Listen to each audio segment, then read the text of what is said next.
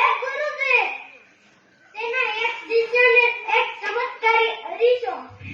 એ અરીસાની ખાસિયત એવી હતી કે એ અરીસો જેની સામે ધરે તેનું મુખ તો દેખાય પણ તેની અંદર રહેલા દુર્ગુણો પણ જોઈ શકાય.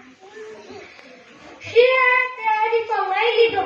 પહેલા તે અરીસો તેના ગુરુજી સામે પણ દુર્ગુણો દેખાણા. પછી તે તેના ઘરે નિરાશ થઈ તેના ઘરે ગયો અને પછી તે અરીસો તેના માતા પિતા સામે ગયો. તેના માતા પિતા સામે પણ તેના દુર્ગુણો દેખાણા. પછી આમ જે મળે તેની સામે ધરોતો રહ્યો. પછી એકદમ એ શિષ્ય તેના ગુરુજી પાસે ગયો. તે શિષ્યએ કીધું, મને આ સંસારમાં ગમતું જ નથી.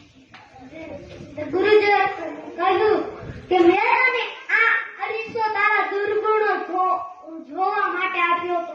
તે છતાં પણ તારા આખા જગતનો દુર્ગુણો જોઈ શકતો.